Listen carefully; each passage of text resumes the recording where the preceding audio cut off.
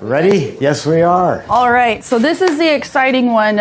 Before I start, I have a shout out to a Mark and Jeanette who I met at the Vegas convention, and they wanted me to announce the flavor and formula for every Make It Fresh video, and they bet me that I wouldn't remember, and I did. All right, so this is going to be toasted mudslide, so if you can just take one and pass it down. There you go. Oops, sorry. So we're going to be working with a dairy-free mix today. Dairy-free, a lot of people have a preference for it. Most don't. Some want to offer it in their store. Some of them don't as well. I like to make sure everybody is included. Dairy-free is a very, very big, it's a big deal. A lot of people need it. A lot of people have allergies. A lot of people can't have dairy. Some people just choose it for a lifestyle. This is made by Meadowvale, so it comes in a bladder like you can see in a traditional dairy mix, and it is tapioca based. So when it thaws, you got to use it pretty quickly, otherwise it'll start get a little bit thicker. It is a coconut cream in it, so anything that you make with this, you'll have to make sure it complements a coconut. Did you want to talk about Mommy's? Between the two? Another brand that came out earlier. It's a powder, and it works extremely well. All you have to do is add water to it. And so this is a good alternative also to the liquid base. You're just going to put water in here and you're set to go, and then add your flavors. They also make this in an oat base. They gave it a cute name. They called it Outrageous. And oat works very well. There's a lot of people trying different things. Breyers is working with one. I think they're using cashew. And when you eat it, it's like eating the Sahara Desert. Every bite you take, you get thirstier and thirstier. So my preferences are coconut base or an oat base. Either one of these is going to do very well. This is spelled, everybody pronounces it Mommy's, but it's M-A-M-I-S, M-A-M-I-S gelato.com, M-A-M-I-S gelato.com. Both are a really great product. I like Meadowvale's a little bit better than I do Mommy's. Mommy's is, it works really well if you're looking to make something that you don't want a coconut taste to it, like Oreo. Oreo and coconut to me is like, I don't want that. So working with the Outrageous, you won't have that coconut taste to it at all, so it pairs really well. Mommy's Gelato is also very shelf stable, so you don't have to worry about it expiring or letting it thaw. It can ship well as also, so if you live overseas or planning to open up into a different small island or something like that, you can always have it shipped to a freight forwarder, which can come to you versus having it come into a bladder style like this. All right, so one thing I guess I should also talk about. When you work with dairy-free products, there is no fat, which means there's no expansion. So when you saw Jeff put in his, 7 quarts or whichever, he's going to get double that back out. There's no fat in dairy-free. So what you put in, you're basically going to get about the same amount back out because there is no fat. So when you see us make it, it's not going to be double what you see. Jeff always does this, and he didn't do it this time. The gradients on your container. This is his shtick. He always does this. So whenever you go to pour into your container, make sure your gradient lines are facing out that way. So when you pour, you can see how much you're pouring into it versus trying to go like that.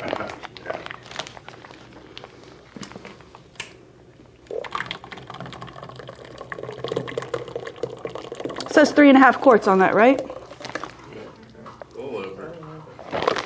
We are good.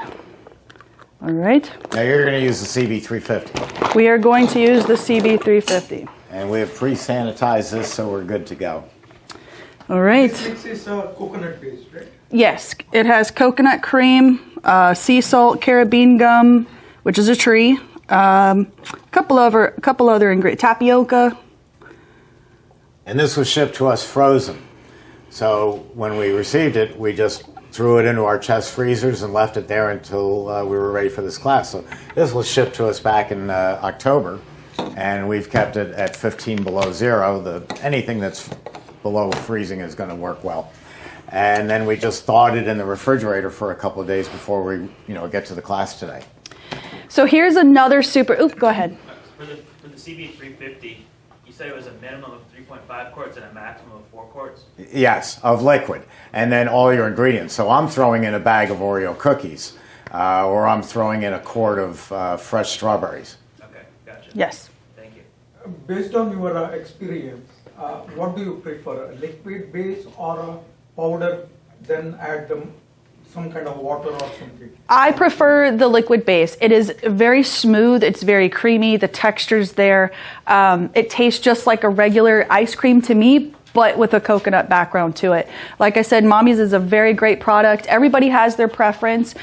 We really push, Mommy's for those that need it for shelf stable. It's more cost effective, but there is the option of the dairy-free mix that you can get in a bladder. And Meadowvale currently is the only company that has developed such in a bladder just like that. The second question is expiration, right? For liquid base versus solid. Well, you can freeze the mix. So being in a chest freezer or your walk-in freezer, whichever, it can last for months. I'm not exactly sure the shelf stable, but I believe, don't hold me to it though, the Mommy's is shelf stable for 18 months, I believe. So those, you can freeze those as well, and they thaw just beautifully. And then another thing too with Meadowvales is they are vegan. So you can advertise and offer your vegan customers and your dairy-free customers this mix as well. So the exciting part, I'm very well known for making boozy ices and boozy ice creams. I had found by Bailey's a dairy-free Irish liqueur. It's also vegan. So we are going to make a dairy-free boozy liqueur, and we're going to call it Toasted Mudslide with some toasted almonds that I toasted already at home and then put back in the bag. All right, so we are going to go ahead here. And can you sell that in your store then? Every county is different, so you would have to check with your county and the regulations on that. Here in Florida, we definitely can. You don't need a liquor license. Now, if you were to turn it into a shake and stick a straw in it, then you'd need like a liquor license because people are drinking it. This is just eating. Yes. So we're gonna go here, make ice cream. I'm gonna select dairy-free. I'm gonna hit start. I'm not gonna turn on my refrigeration yet. I'm gonna add my 1.5 cups, I believe is what it says, right?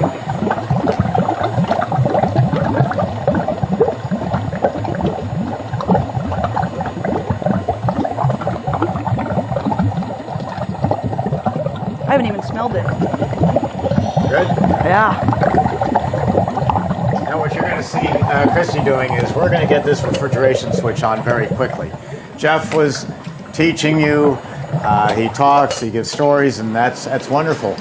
But we're in production. We're going to make ice cream for, say, the next 10 hours.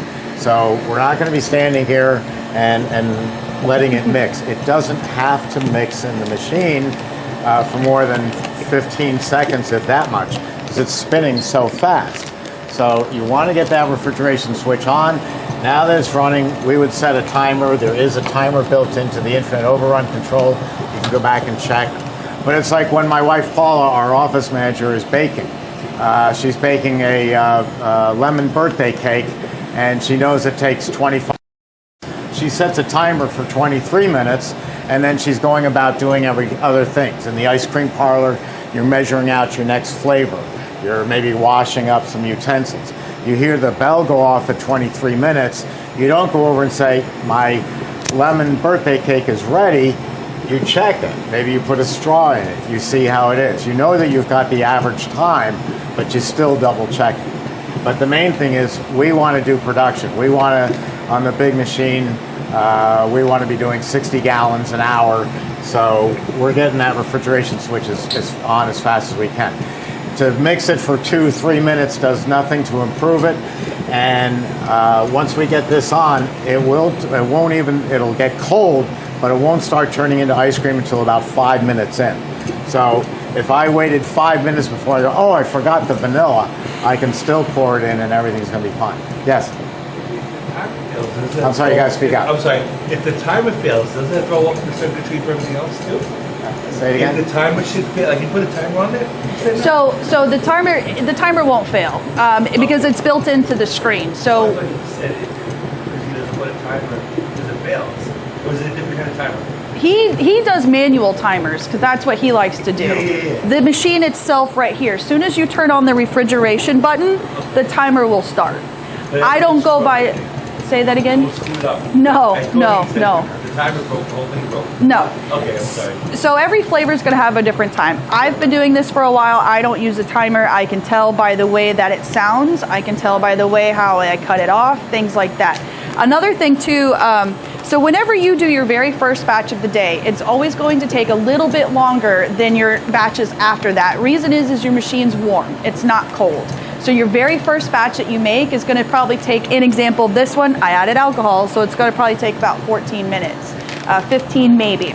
Now, if I was to make the same batch again right behind it, it's not going to take that long because the machine's already cold. So that is how, if you want to write your freeze times down, I would go by your second batch that you do. Now, because I did add alcohol, it's going to increase the batch time. Now, I added a cup and a half. I could not do that with a Jack Daniels. If I did that, it would not freeze, it would be soupy, it'd be probably a milkshake stance. So the higher the proof, or like rums and whiskeys and stuff like that, you have to kind of lay back on it. And then if you still want to have the alcohol but more of a pronounced flavor, you can reach out to companies like Weber Flavors where they have bourbon extract, so you can add a splash of that bourbon extract and still put your real bourbon in it with that flavor and the alcohol both together. With this one I can add more. In the 24 quart, I put up to a fifth of alcohol into there, and here I put just a little under a pint. We're the only machines that you can do that. If you use any other machine on the market, it won't freeze. But even that has a limit. But also your state has a limit of how much you can put in, and it's still an ingredient. So all you do is contact your state and find out what that amount is. It's going to be by volume. They're going to say something like 2.6% by volume. Well, you can do the math on it and figure out what that is.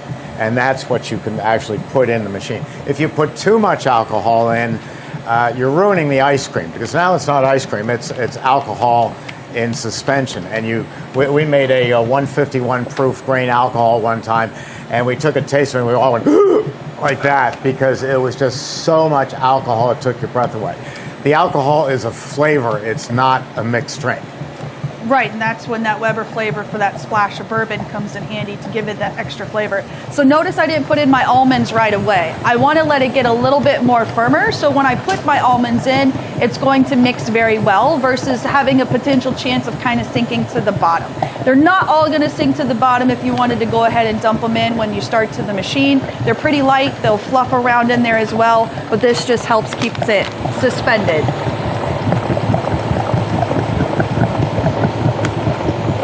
I'm sorry, you gotta speak up. We have the noise. You're doing the same that she's doing with the almonds with cookies, like Oreo? When I'm doing Oreo cookies, I use two terms I call fruit flavor and fruit identity. So instead of fruit, I'm using Oreo cookies. So let's take the bigger machine for a minute. I'm gonna take a whole big bag of Oreo cookies and dump it in the machine with the mix, and now and run it. And if I tasted it right then, if I was blindfolded, I would say, yeah, that's Oreo cookie. I can, for every particle of dairy, there's a particle of cookie right next to it. But you take the blindfold off and it's, where's the beef? I don't see any pieces of cookie. So I've got my Oreo cookie flavor in the machine. Nobody else can do that. They have openings that are like that. Ours is like that. And our dashes are stronger. The beater spinning around. So my second batch, while this is running, I'm taking a bag of Oreo cookies and a container, and I'm snapping them into 4 pieces. Now when the ice cream's ready, instead of opening this gate all the way and getting it out in 30 seconds, I'm opening it halfway to get it out in a minute, and I'm just shaking in pieces of Oreo cookie. So it's got the taste in the machine, and it's got the identity here.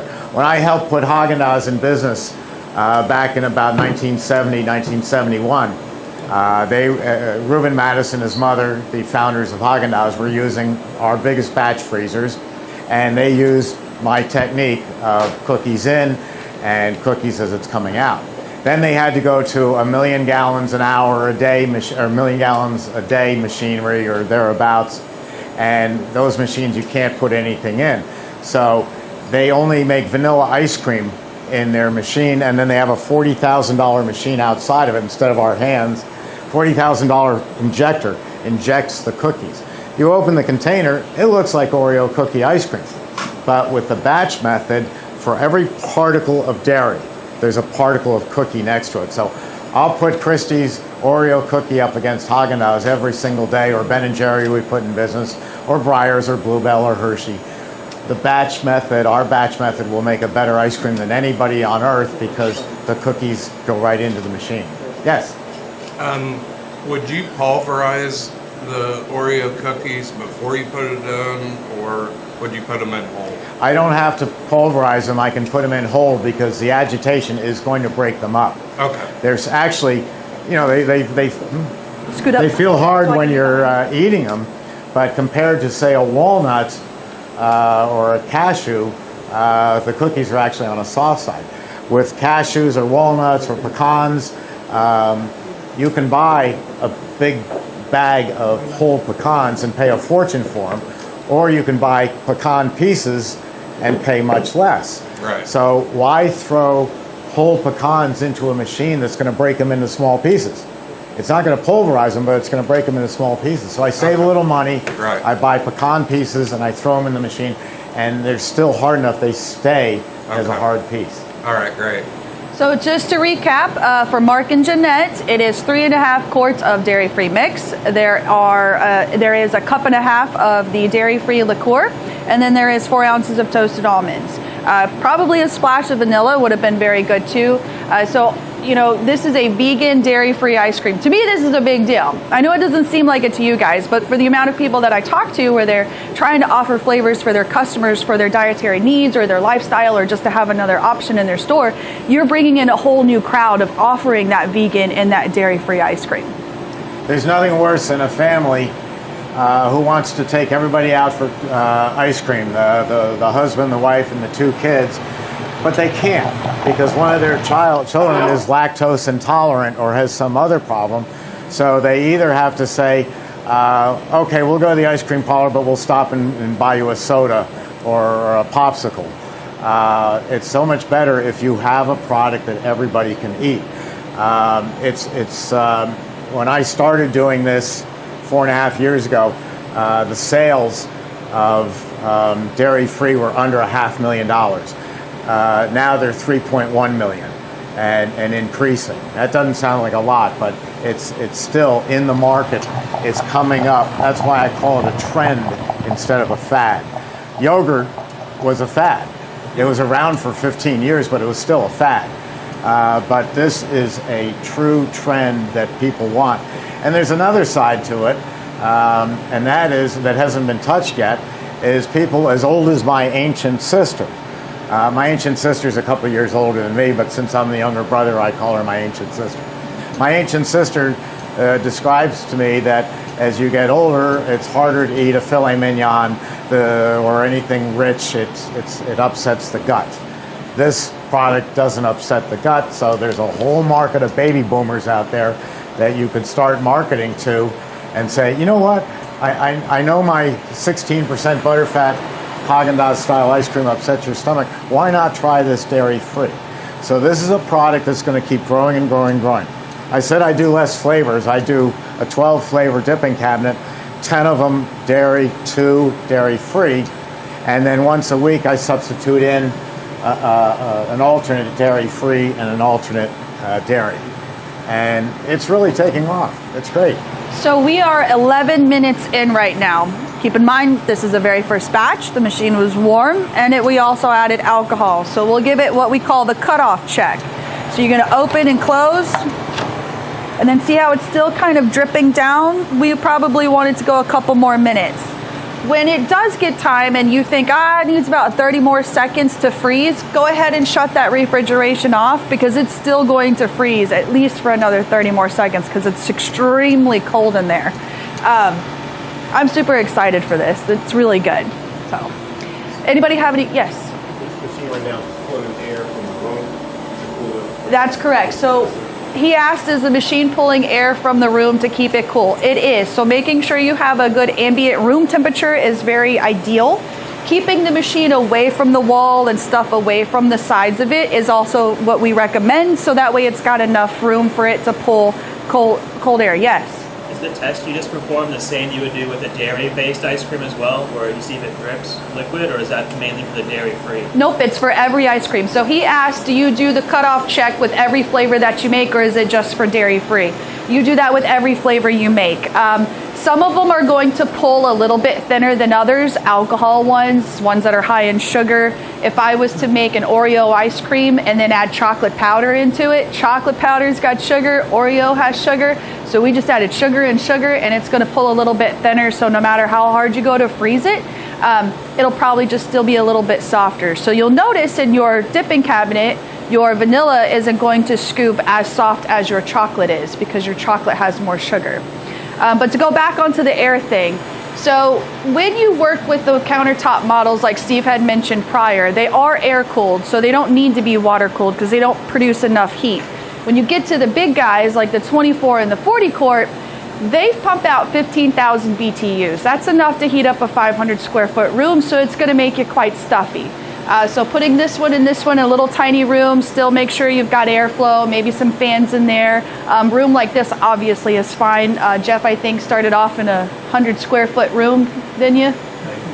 57 square foot room, a little bit smaller. So now we're at 13 and a half minutes. Let's do another cutoff check. So it plopped out a little bit more. So I'm gonna let it go to about 15 like we had talked about. When you're There's talking two. environmentally, air versus water, everybody goes, oh no, it's using water. That's not a bad thing, because water doesn't disappear. The water goes down the drain and it goes somewhere. Eventually it's going to evaporate up into the sky and rain on somebody else's home.